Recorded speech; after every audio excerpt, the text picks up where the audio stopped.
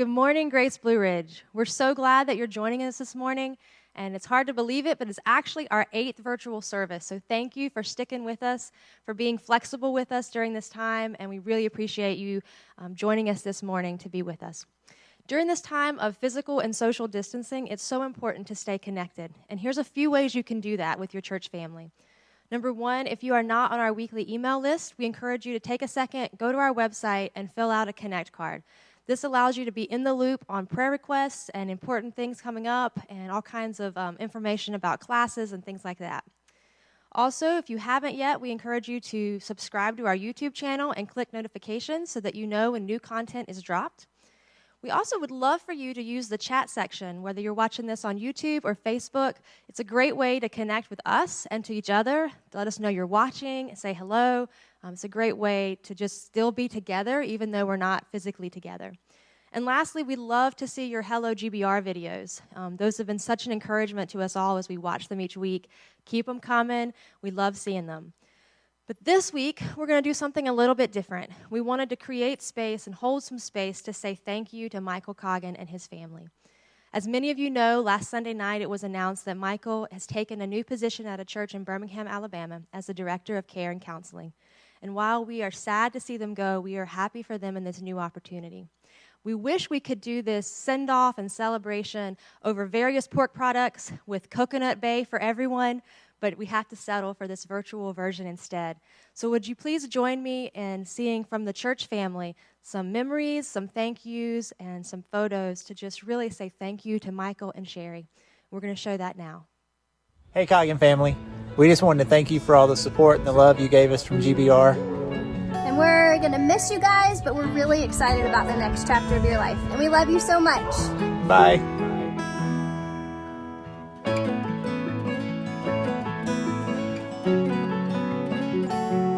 Hey, Coggin crew. Hey, y'all. We love y'all so much. We're going to miss you guys. We know that Birmingham and Alabama has always, kind of been in your hearts anyway. Always. But we love you guys. We're going to miss you, and we can't wait to come visit. We can't wait for y'all to come visit us. Yes.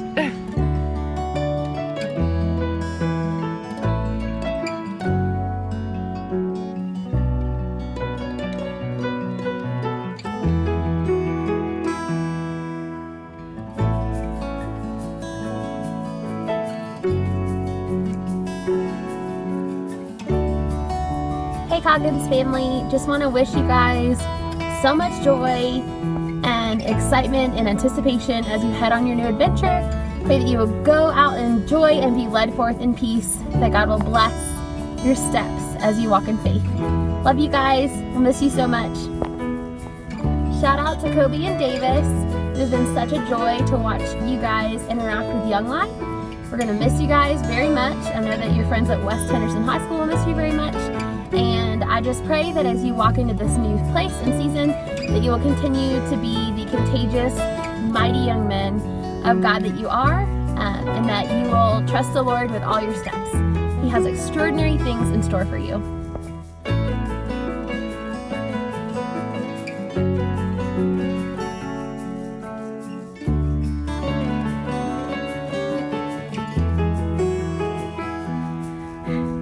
Hey, Coggins. We're going to miss you guys so much. There are so many memories, I don't even know how to condense it, so I'm not even going to try. But Michael, I'll always forever be grateful for you motivating the 501st to come help us celebrate when Selah's chemo was over. Davis and Brady, we have loved having you guys in youth group. You guys are awesome. Brady, I will always remember playing kickball with you. And Davis, so thankful for how you motivate people and you get excited about games and capture the flag, duck, duck, goose, doesn't matter. So love you guys, and we're going to miss you. Have fun on your next adventure.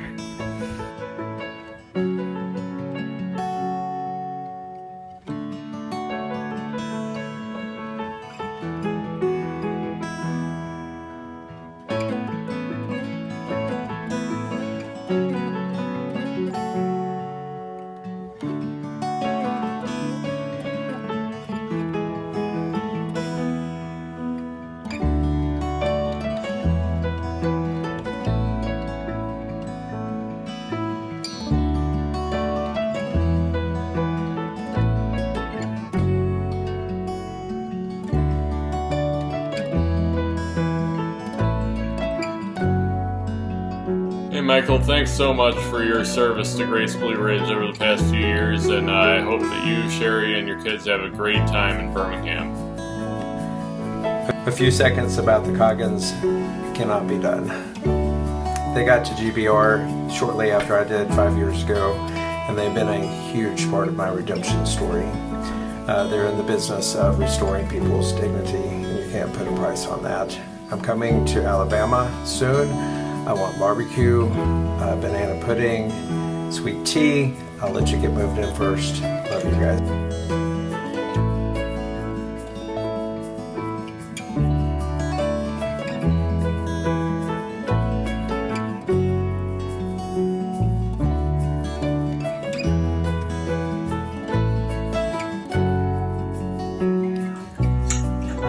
Hey, Troy Bradley here. Just want to share one of the unique things I learned about Michael while he was here is that he paints.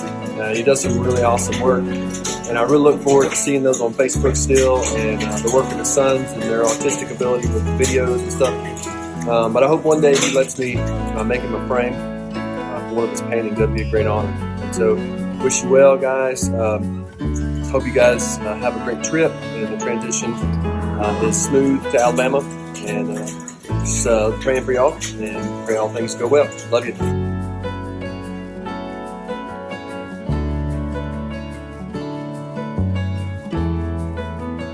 Hello, Coggins family, from Gordon and Martha Schneider. We've really enjoyed getting to know you guys. Sherry, thanks for all the good Bible studies, and what a pleasure it's been to spend time with you. And we will miss you, even though you're Pachyderm fans.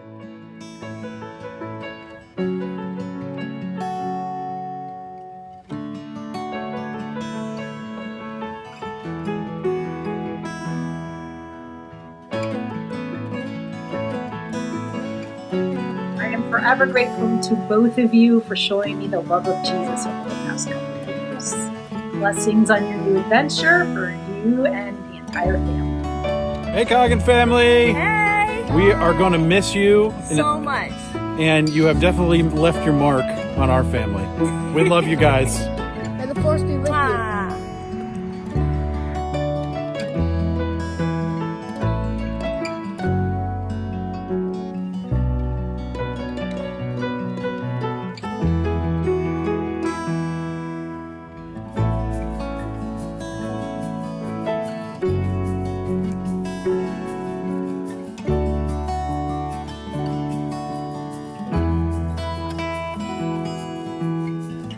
Michael and Sherry, Bill and Bonnie Hayes, just wanting you to know how much we've appreciated your tender, caring hearts. You've been a great blessing to us.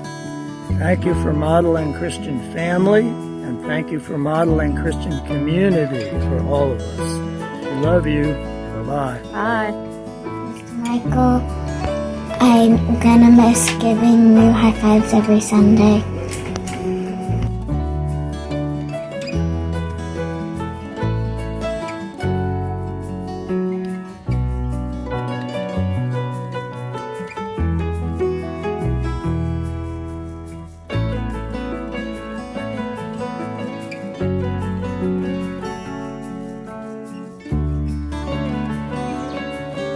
Hey Coggin family, this is the Johnsons, Travis, Amy, Lily, Patton, and Aiden, and we are grateful for you guys. We love you. We wish you the best. Love y'all. Hey, love y'all. Bye. And sending all our love to you. Bye.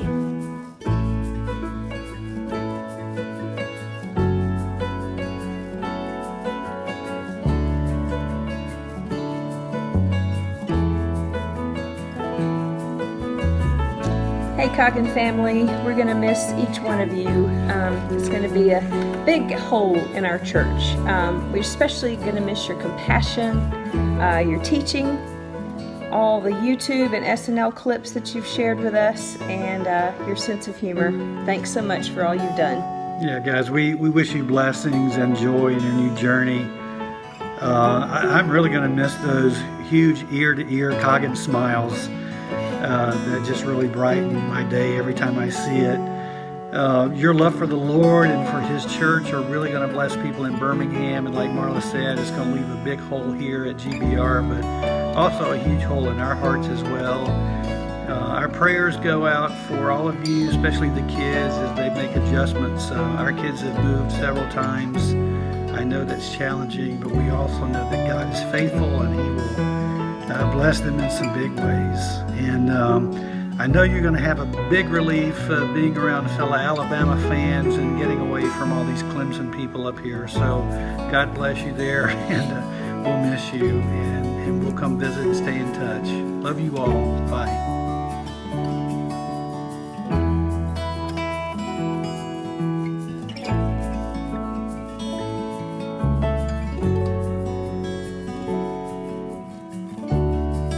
Guys, we're going to miss you a lot. We want you to know that we started coming to the church because of Star Wars Day, and so you will be missed.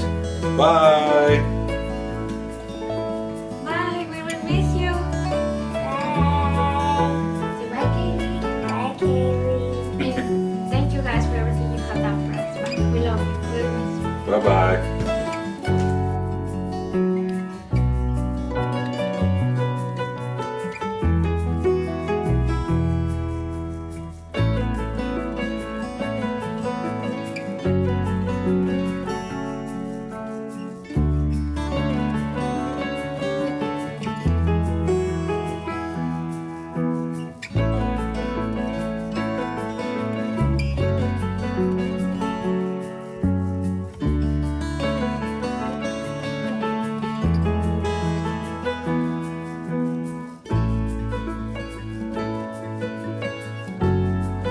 Michael, we wish you the best. We love you so much, and we'll miss you.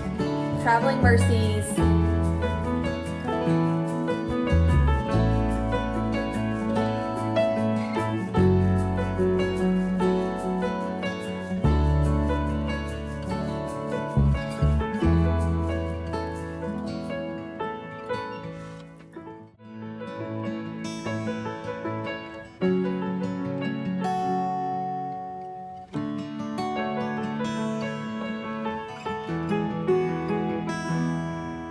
Hey, Michael. Man, we are going to miss you so much.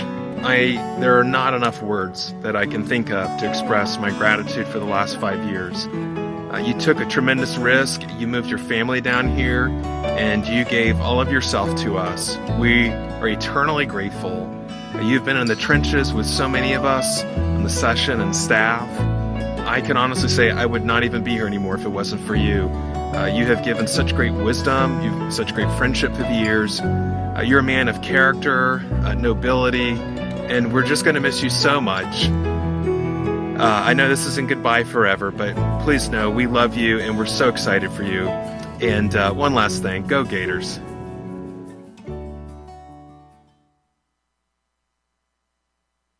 Thank you, church family, for sending in your videos. If you missed out on telling them how you feel, please send that on to them, or if you get it to us, we'll make sure it gets to Michael. And I want to say thank you to Kenny for putting that together for us as well.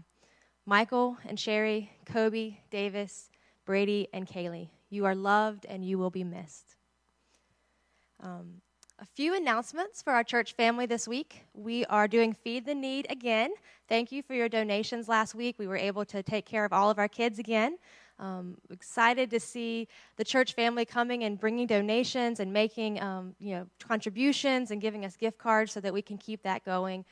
I will actually be here from 1 to 3, or someone will be, 1 to 3 on Wednesday to receive donations. So if you want to stop by during that time and drop off your donations, that'd be great. If that time doesn't work, reach out to me and we'll figure out a time that does. Especially for next week, we are in need of oatmeal, macaroni and cheese, and what was the other thing? Macaroni and cheese, oatmeal, and cereal. So if you can get those things, and of course any of the other things on the list there, we can always use. Kim and some of our volunteers have also organized a way to give books and crafts and other little things to the kids as well. So we are actually accepting donations for gently used books for children. Those are being received in a box outside the church. You can drop those off at any time, and we're able to sanitize those and give those to the kids in the boxes as well. So please participate in that if you can as well. Lastly, I just want to say thank you, church family, for your continued generosity.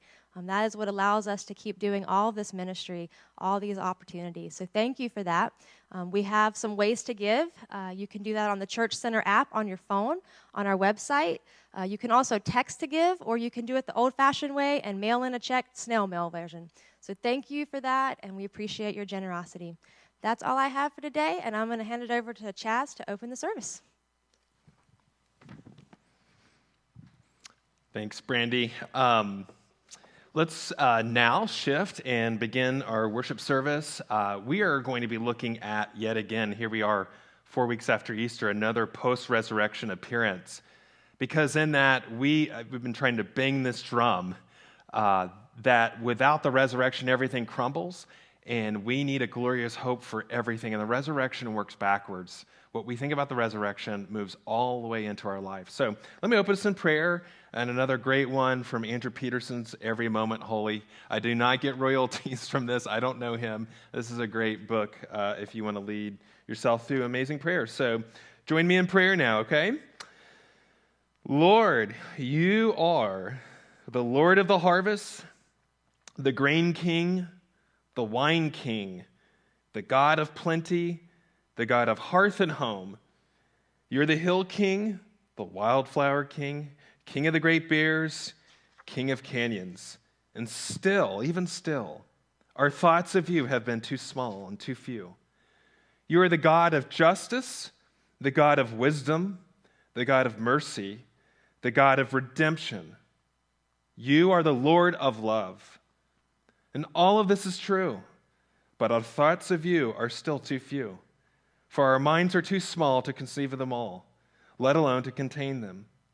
You are before all things, you created all things, and in all things they are all held together. There is no corner of creation you will fail to redeem. You are the Lord of lords and King of kings, O Jesus Christ, our King of everything. Amen. Hi, we're the Easlers. I'm Steve. This is Lynn. This is Tori, Eilish, and Aiden. This is part of our family you see every week. And we have called worship today. So, hello, good morning, Grace Blue Ridge Church. All right, listen, Aiden. He himself bore our sins in his body on the cross, so that we might die to sins and live for righteousness. By his wounds you have been healed.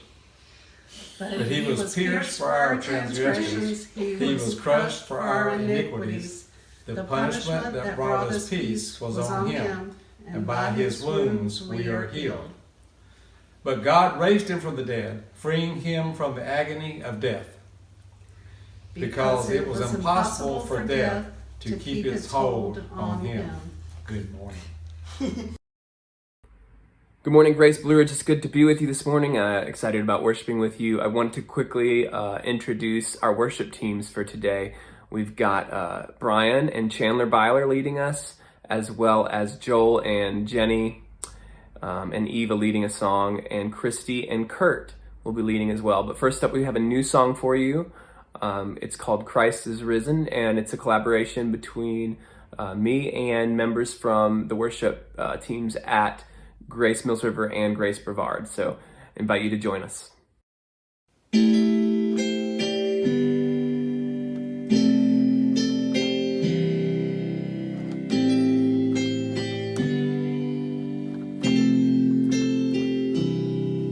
Amazing grace, how sweet the sound saved a wretch like me.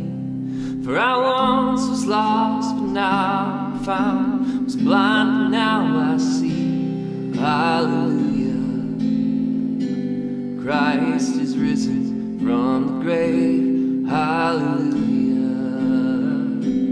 Christ is risen from the grave.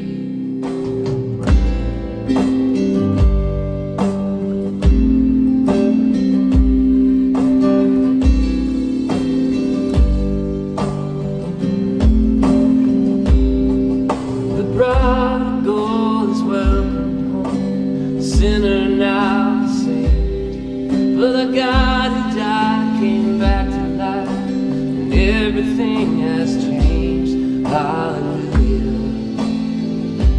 Christ is risen from the grave. Hallelujah.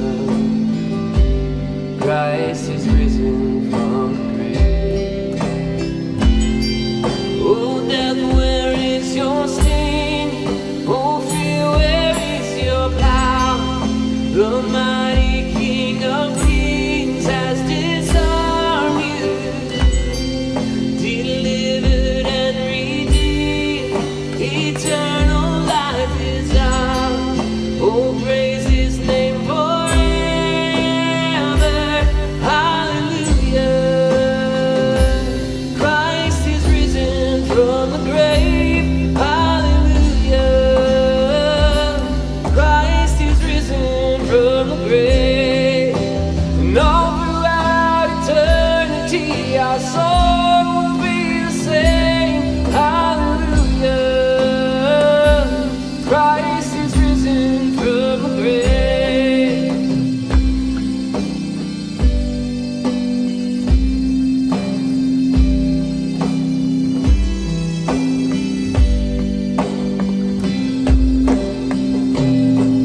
That all day you called me into heaven's sweet embrace.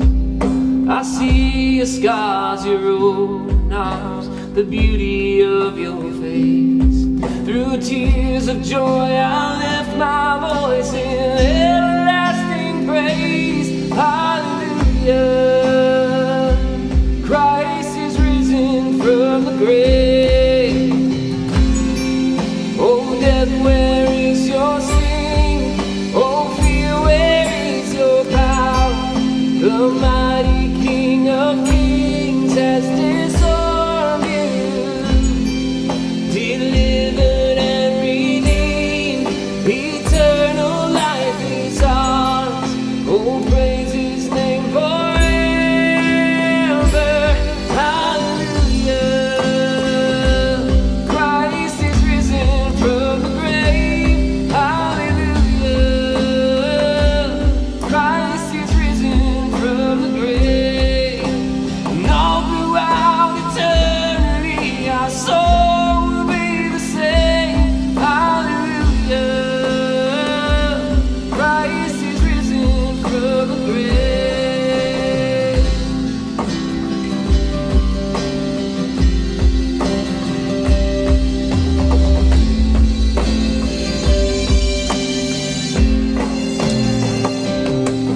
And all throughout eternity, our soul will be the same. Hallelujah. Christ is risen from the grave.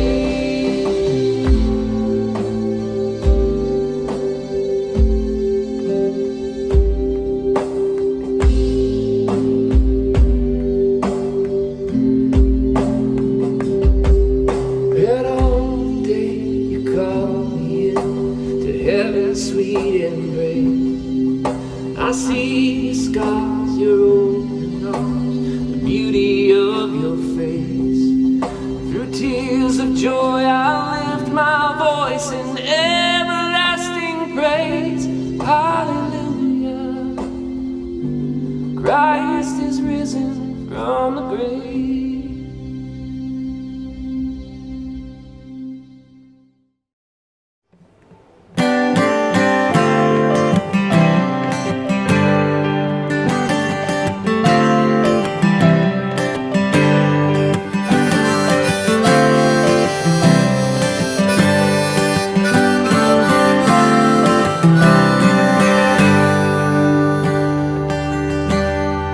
Dwell in the midst of us. Come and dwell in this place. Dwell in the midst of us. You can have your way. Dwell in the midst of us. Wipe all the tears from my face. Dwell in the midst of us. You can have your way. You can have your way. I will let your will be done. Come and change us tonight. I will let yours be done.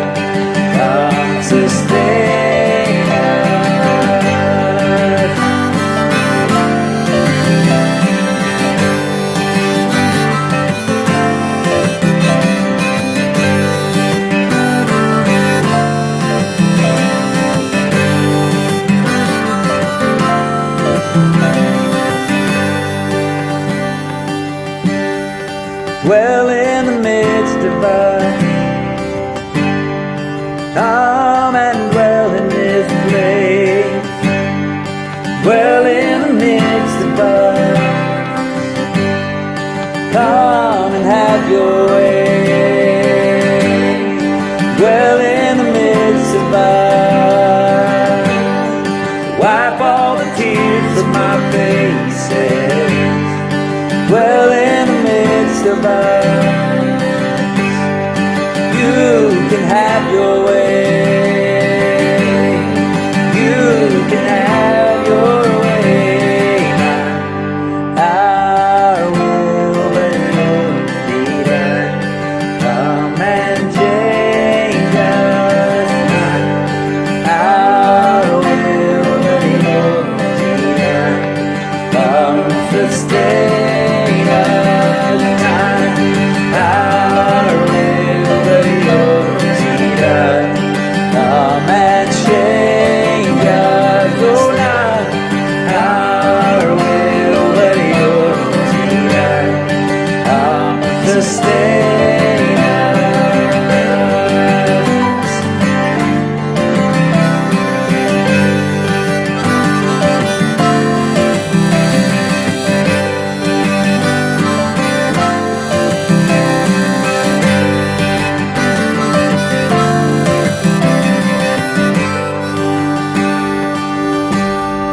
Dwell in the midst of us, dwell in the midst of us, dwell in the midst of us, dwell in the midst of us.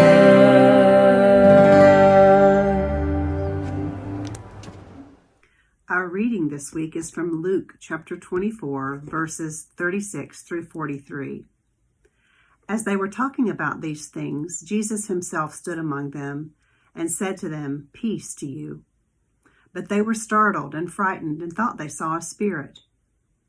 And he said to them, "Why are you troubled? And why do doubts arise in your hearts? See my hands and my feet, that it is I myself? Touch me and see. For a spirit does not have flesh and bones, as you see that I have." And when he had said this, he showed them his hands and his feet. And while they still disbelieved for joy and were marveling, he said to them, "Have you anything here to eat?" They gave him a piece of broiled fish, and he took it and ate before them. This is the word of the Lord. Thanks so much, Denise. Well, if you get our sermon preview, you probably recognize this story that earlier this week, I guess desperate times call for desperate measures. It seems like my son's finishing homework by 10:30 now.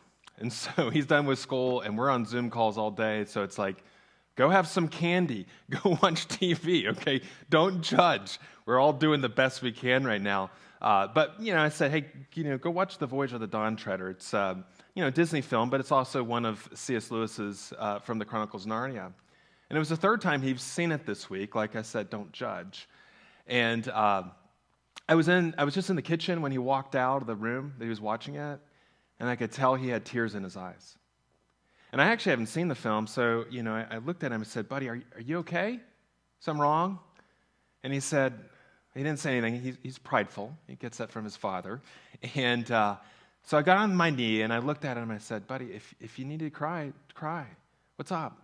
And he said, "Why are there so many sad endings? The movie had a sad ending. Why are there always so many sad endings? How do you know God is even real?" It was tough.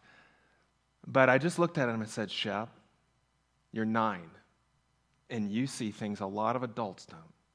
You see so much beauty in this world. You have a heart for the kingdom, and you also see what's broken in this world. And most people aren't willing to do that. That's beautiful, buddy. I am so proud of you."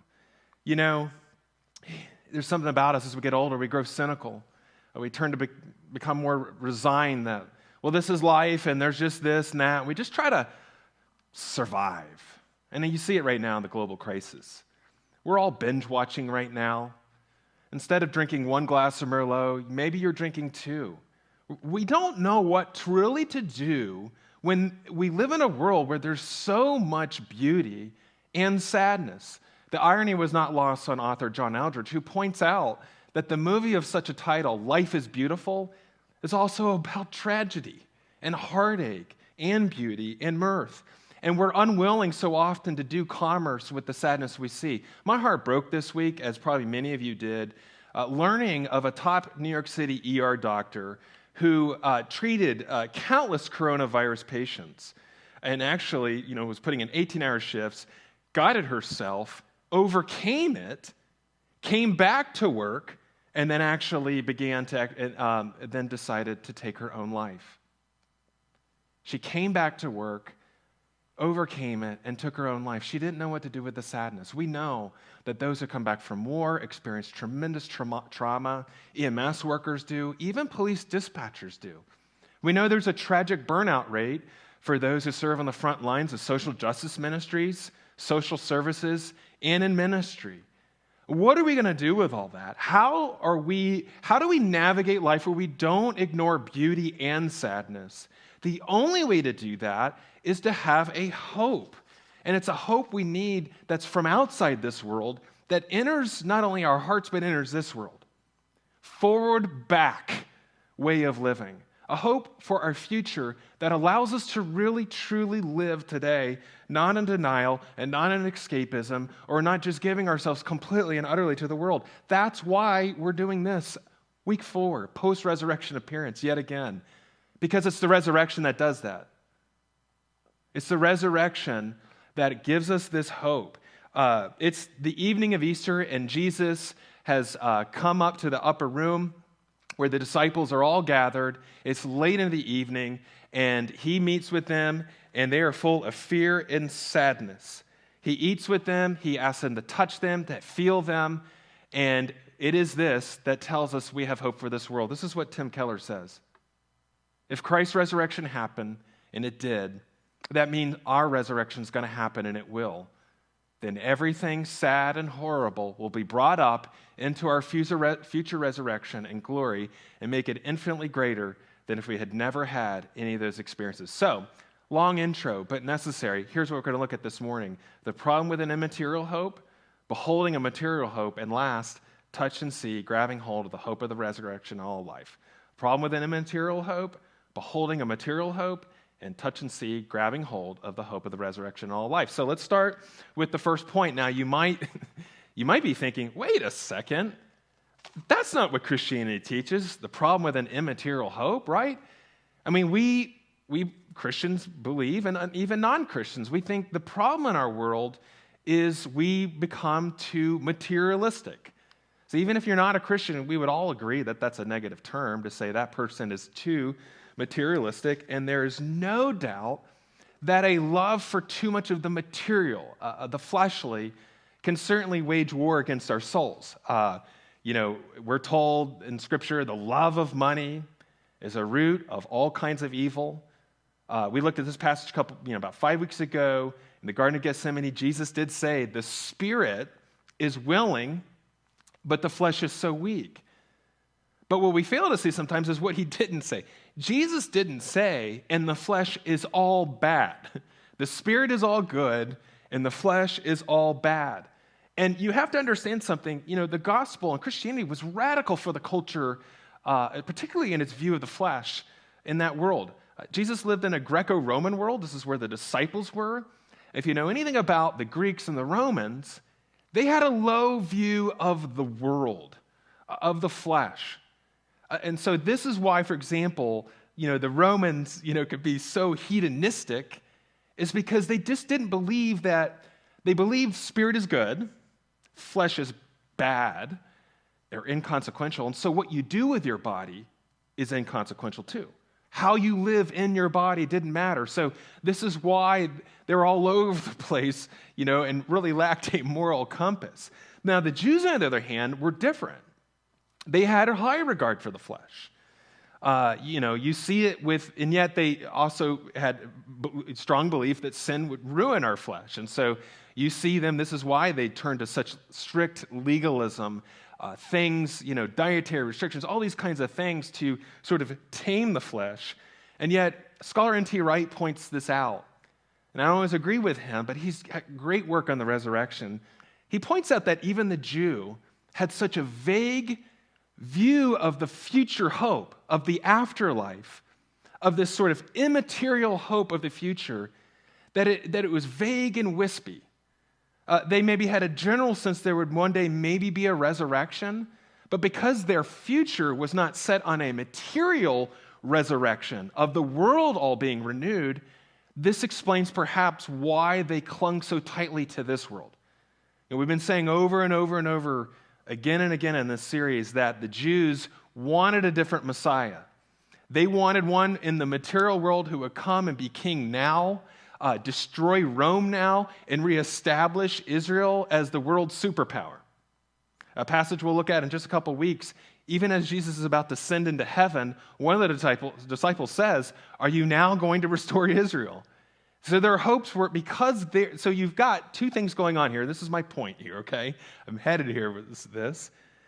Is whenever we have confusion and we create a dichotomy between the spirit and the flesh, it creates all kinds of problems. The Jews did not have a fleshly hope for the future. The Romans in the Greco-Roman world had no view of the flesh in this world, and just that the spirit was only good. But you see that even today in Christianity. What happens? Someone dies. What do we say? They've gone to be in a better place. I guess they're playing a harp on a cloud with an angel. I guess when we die, we go off to this eternal worship service in this foggy place wearing robes. And can I just bluntly tell you, no wonder you and I want so much more of this world, because that sounds so inglorious to us. I know that sounds like heresy, but we have such a low view of the future. It's just this spirit world. That's all we can see. We don't have a view of the resurrection of the planet. So no wonder we cling so tightly to the things of this world. We cling tight to our money. We cling tight to what we want in this world, because we have no hope, we feel like, of ever getting what we have in this world returned to us. And so we're going to grab for everything we have. But let us not forget what the Lord's Prayer is asking of us. We're asking His will, God's will, to be done on earth as it is in heaven. And the promise of Christianity is that's going to be answered when heaven and earth are no longer separated. Just as we try to separate spirit and flesh, heaven and earth will not be separated. They'll be one. Heaven will be on planet earth. We're going to be embodied. We're going to be here. So that means even right now, if I died this week, I'd go to heaven. I would be at the bus stop. Heaven is itself just a mere bus stop along the way in God's global plan to redeem physically the entire cosmos. Now, that's a lot. I know it's a lot. But stay with me. That helps you understand why here this is happening in verse 36 and 37. It's Easter Sunday. It's been a long day. There's been empty tomb reports. Mary Magdalene has made a couple reports. Some of the other women reported that they've seen Jesus. They didn't trust the testimony of women back then, so they didn't listen. Then Simon Peter's making claims he's seen him. And then we have these two sojourners who traveled to Emmaus, and when they got there as the sun set, they recognized, as Jesus began to break bread, that they were looking at Jesus, that he was there physically in his physical body with them. And then he vanished before their sight, something I don't understand, and I'll readily admit that.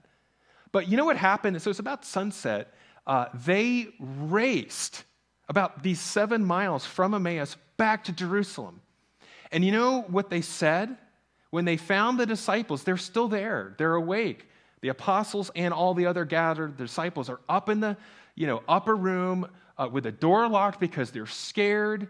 They're heartbroken. They're full of sadness. And what do they say? They say, "The Lord has risen indeed." That's where we get that phrase. They say that, I think, in verse 34 and 35. But what happens is as soon as they say that, they're interrupted.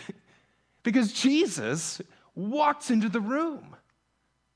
Must have been right behind them. I don't know how all that works. But he comes in there and he says to them, why are you troubled? And why do doubts arise in your hearts? And I just love the compassion of Jesus. I just love it. Here he is. I don't know how he got out of the room. He's in a physical body, but he must have walked through a wall. And yet, here's this extraordinary thing. When he shows up, it's him like they've known. It's very ordinary. And he does what he's always doing. He starts to counsel them. He asks questions. And I love that about Jesus. He doesn't accuse. He's inquisitive. He's always invites people into it. And we should do the same about the resurrection. Why do we doubt? Why does the same thing happen to us 2,000 years later about the reality of the physicality of it all? I mean, yes, I know it's weird that Jesus can walk through walls. I know it's weird and hard to understand that not everybody immediately recognized him. I know it's weird that people felt fear when they first saw him. I know it's weird that he's not levitating or something. I know it seems weird that he's not shining as bright as a star, or that on Easter Sunday, he spent a good part of the day walking up maybe 14 miles back and forth between Emmaus. But do you know what's also is weird? He's hungry. We see later. He's hungry. He eats fish in front of them. Why? Because he's been dead for 3 days. He's probably really hungry. One tends to be hungry, I guess, when they rise from the dead. And the reality is what Jesus is doing when he's eating, and later we're going to look at the second point, he's saying, touch me and feel me. See, the spirit hath not flesh and bones. He's trying to say, don't sentimentalize my resurrection. Don't just make it a metaphor. Understand it's real, it's physical. This is my body. N.T. Wright, it's a long quote, so I'm not going to show all of it, but it is in your virtual bulletin. He says this: the message of the resurrection is that this world matters, ! That the injustices and pains of this present world, the thing that broke the heart of that doctor, must now be addressed with the news that healing, justice, and love have won. And if Easter means Jesus Christ is only raised in a spiritual sense, then it is only about me and finding a new dimension in my spiritual life. But if Jesus Christ is truly risen from the dead, Christianity becomes good news for the whole world. News which warms our hearts precisely because it isn't just about warming our hearts.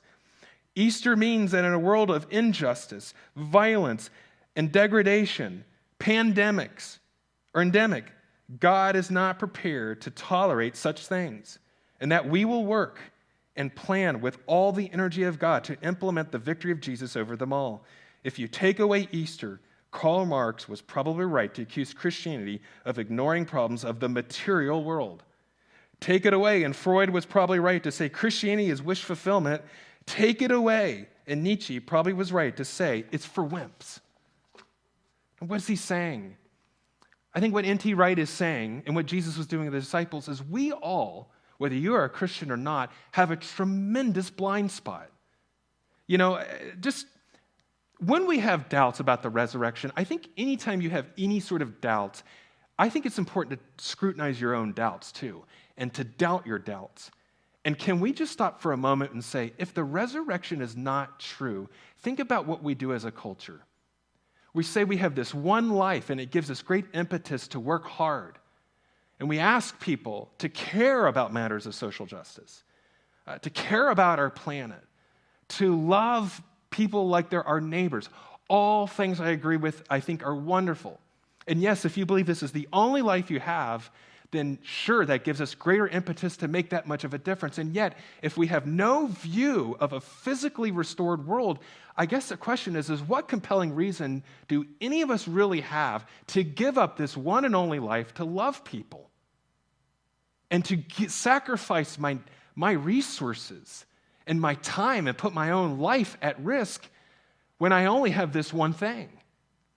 And think about for us, for many you are Christians, is that we have this vague, wispy, ethereal future of heaven, someplace that's better than this. It's an escape from this place, and that's about it. And we say, go love your neighbor, serve the world, care about the world. No wonder Christians are always seemingly outpaced by humanists when it comes to matters of social justice, outpaced when it comes to matters of caring about our planet, right? What the reality is that all of us, every human being longs to know something about this world. We long for a future material world. The answer to what my son said at 9 years old. Will everything sad become untrue? Is there a promised future for this world that works into this world that gives me the compelling reason to give my life away? Because I'm going to get it all back. Restored, renewed. We'll come and see. Let's look at the second point, and we'll be shorter from here on out. Jesus asked questions first. We saw that. He's saying, doubt your doubts, disciples. Doubt your doubts. But when we come to the second point, what we see is, now touch and see. I am in a physical body. He directs them. And I want to point something out. You see that word see? It's a Greek word, haraho. And literally, look what he's saying. He's saying it's more than just look with your eyes. He's saying to see with the mind, to perceive it, to take it into yourself, to grab it, to really know it, to become so acquainted with it by experience. And what he's saying to them and to us 2,000 years later is really understand the resurrection and use your mind. Think about it. Gather evidence. Touch, see, and feel. See, Jesus was saying that to them.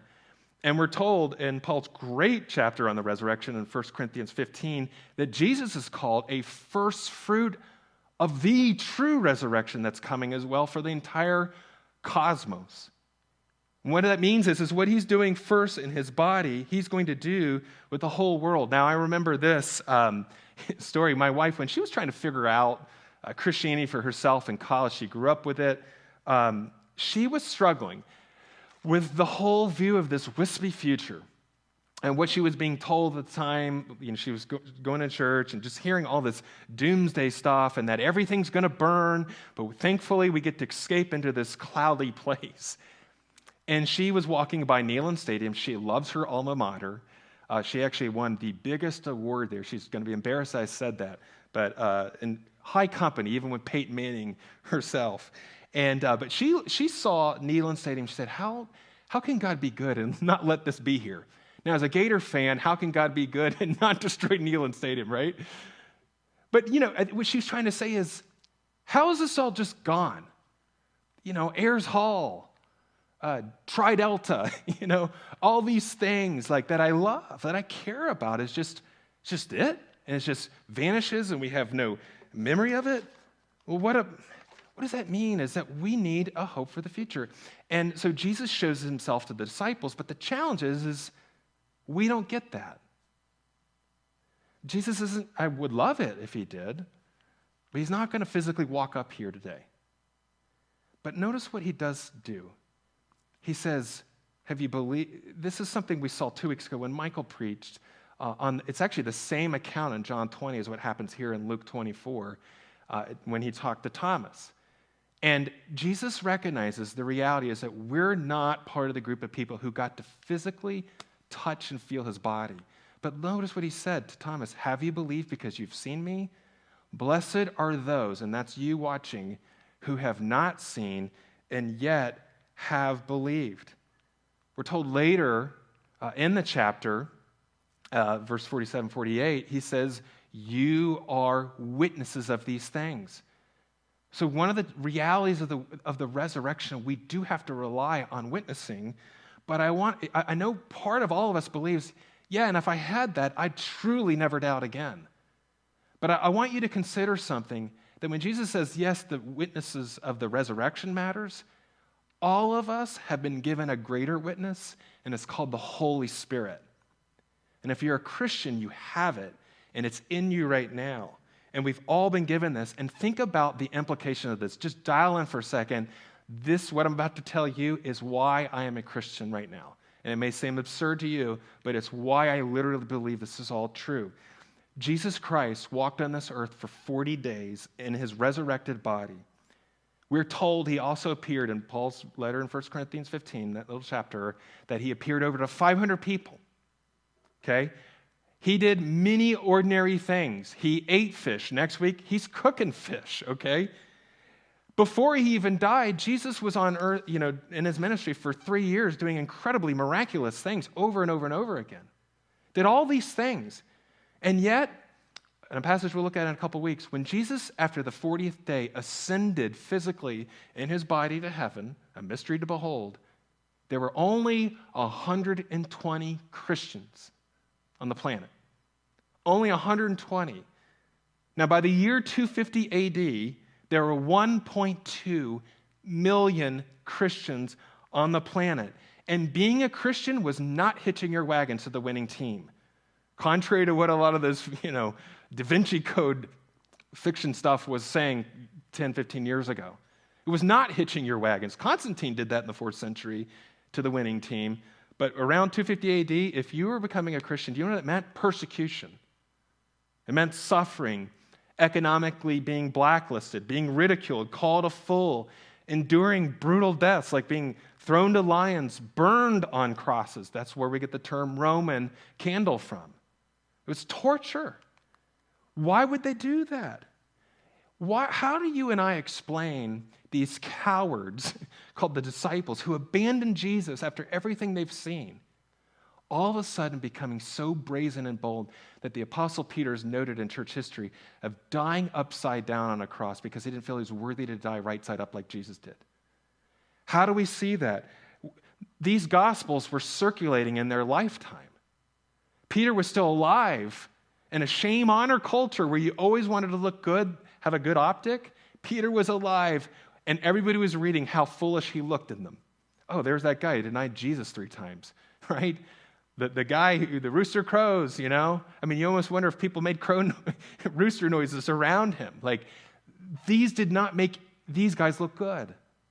And they were in circulation when they were alive. A lot of the people who saw Jesus' resurrected body were alive when these things were being circulated. That culture venerated dead leaders, venerated their grave sites. You can go now to church historians from the 2nd century, venerated church leaders, and find their grave sites. Even today, you'll never find Jesus's. Why? Because they had him. They had a body that was not dead and buried, but an alive one. And what they saw in that gave them, they touched and felt all of that and brought it into the rest of their life until they died. And it's why you saw so many who were given the Holy Spirit, who were eyewitnesses, who had the confirmation of what happened on Easter Sunday in them, living in them by the Holy Spirit, change their lives and face the hardest things they could possibly face. So what does it all mean? We're going to get into what does it all mean here now on the last point. Touch and see, grab and hold the hope of the resurrection in all life, just like they did in the 1st and 2nd century. I've been saying that my thesis in all of this morning is if you think your future is this immaterial thing and you live in this material world that's so incongruent, you'll never really give up your life physically for Christ, unless it's just dutiful. You won't do it, and you won't understand the connection. And I'm trying to make a point, again, earlier, that here we are. We're the culture, we say to do all these things like social justice. We're also the culture that has bucket lists. And we save our whole lives for retirement and pining for the next vacation. And actually, it's really interesting. I want to read this. A psychologist, her name is Linda Blair. She wrote a book called The Key to Calm, and she was critiquing the bucket list. And from best I can tell, she is not a Christian. But she says, it's a way of denying the idea of death. Remember what I said earlier about my son? We'd want to deny the sadness in the world. The bucket list is a way of denying the idea of death and not coping with it all. And people usually do this to ensure that there are things to look forward to, which means there are things that are still going to happen. My experience warns me that it's probably done in order to prevent thinking about death. And what we should be doing in our bucket list is learning how to be open with our vulnerability so that we can form connections with other human beings. And I think for me, what's wrong with the bucket list is that it's individualistic. The idea of the isolated self goes very deep in Western society, and I think it's a red herring. It's a distraction from the business of being human. We don't all like swimming with dolphins, but we are made to connect to each other. That's the really fun thing to do before you die. Yeah, she's right. You know, if we don't believe in a physical restoration of everything we love, then we will become more self-absorbed, more reluctant to really give of our life. You know, do you remember the end of Back to the Future, the first one? Yeah, Doc comes back, and it's sort of confusing. He's already been back to the future again. And he grabs Marty, and he's like, we gotta go. And then he's surprised that the DeLorean doesn't need a road to take off and go 55 miles an hour to hit that thing, you know, the flux capacitor. And but remember what Doc said to him? Roads? Where we're going, we don't need any roads. And that is the hope of the resurrection. Where we're going, we don't need any bucket list. We don't need to set our hopes on the next vacation. Our life hope does not need to be spent on chasing a white ball in retirement. I mean, that's not a bad thing, but come on. You were meant for something much greater than that, something that works backwards. And when I was on bended knee with my son, I said, Shep, you know what we need to do? We need to read The Last Battle. The Last Battle, the final story, the final installment in the Narnia series, when everything sad becomes untrue. And then we can go back and read The Voyage of the Dawn Treader vastly differently. You know, let me read a little bit. You know, it's in this one of the final chapters called Further Up and Further In. The kings and the queens of Narnia have said their final goodbye to it. Narnia's gone. And Aslan himself told them they would never return to it. Yet strangely, as they walked what this new world was, they walked through this new world filled with a beauty, immense beauty. Blades of grass were stronger and greener. Hills were wilder. Waterfalls, much bigger. Every rock and flower looked as if it just meant more. And then Lucy then queried her brother and asked him, Peter, where is this, do you suppose? The king replied, I don't know. It reminds me of somewhere we once stayed for holiday when we were very, very small. I haven't done this yet since we've been on the camera thing. We usually do that here at the real service, but anyway. The strange thing was, they kept seeing things so unlike Narnia, and so just like it as well. A sneaking, unchecked suspicion came over them, until finally Farsight the eagle spread his wings, soared 30 to 40 feet in the air, circled round, and then alighted on the ground and said, Kings and queens, we have all been blind. We are only beginning to see where we are. From up there I have seen it all. Itzamore, Beaver's Dam, the great river, and Cair Paravel, still shining on the edge of the eastern sea. Narnia is not dead. This is Narnia. And Lord Diggory interjected and said, Listen, Peter, when Aslan said you could never go back to Narnia, he meant the Narnia you were thinking of. But that wasn't the real Narnia. That had an end and a beginning. It was only a shadow or copy of the real thing, which has always been here and always will be. The unicorn summed up what everyone was feeling and then said, I have come home at last. This is my real country. I belong here. This is the land I have been looking for all my life, though I never knew it till now. Come further up, come further in. Maybe C.S. Lewis helped us understand why people didn't immediately recognize Jesus physically too. It was him, but in a resurrected form, just like when we walk on this planet again, we'll say, is that Ayers Hall? Ooh, is that Neyland Stadium? I hope not, but maybe it will be there, Catherine. You never know. You know, here's what we are promised. The resurrection works backwards. And if we believe it and take real hold with it with both hands, we can build in this life. We can plant. We can really love. We can give. We can forge ahead. We can forgive. We can dance. We can laugh. We can eat. More N.T. Wright. He said, the point of the resurrection is that the present bodily life is not valueless just because it will die. What you do with your body in the present matters because God has a great future in store for it. What you do in the present by painting, preaching, singing, sewing, praying, teaching, building hospitals, digging wells, campaigning for justice, writing poems, reading poems, caring for the needy, loving yourself as yourself, loving your neighbor as yourself, will last into God's future. These activities are not simply ways of making the present life a little less beastly, a little more bearable into the day when we leave it all behind, as the hymn so mistakenly puts it. They are part of what we may call building for God's kingdom. You know, Martin Luther was asked once if he knew Jesus Christ was coming back tomorrow, the resurrection of all things, what would he do today to prepare for it? And he said, I'd plant a tree. And he was asked, why would you do that? He said, because imagine how big and beautiful and glorious that tree will look tomorrow. You know, as we close here,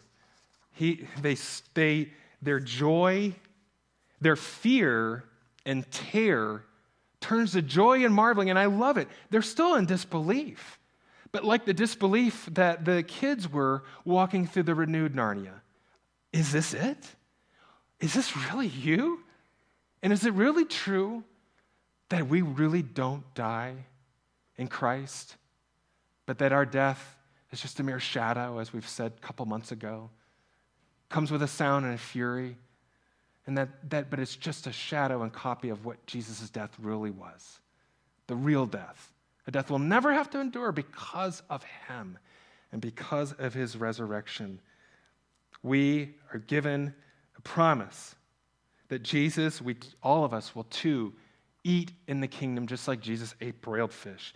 We too will make great merriment as we celebrate the defeat of all that is broken in this world and enjoy the world remade. This hope must be yours. Like reading The Last Battle and rereading The Voyage of the Dawn Treader, we must have that hope to reread our life right now. That's the only way to really get it and to really give your life away. We must read hope into our stories now, our world, this crisis, because it is true, everything sad will become untrue. Amen.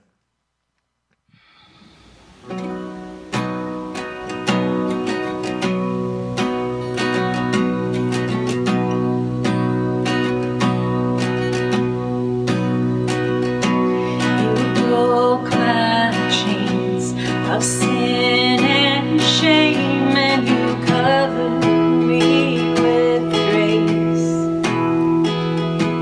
You met my life with your holy fire. You covered me with grace. You are the hand that reaches out to save. I am set free.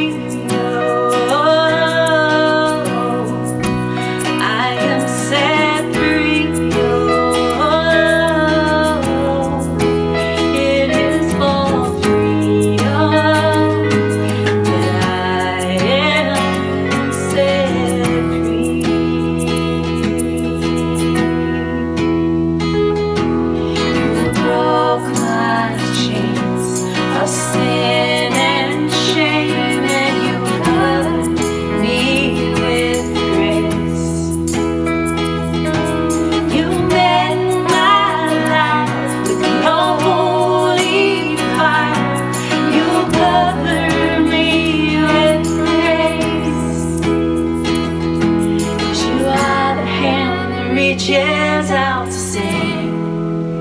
I am set free. Oh, I am set free. Oh, it is for freedom that I am set free. I am set free. I am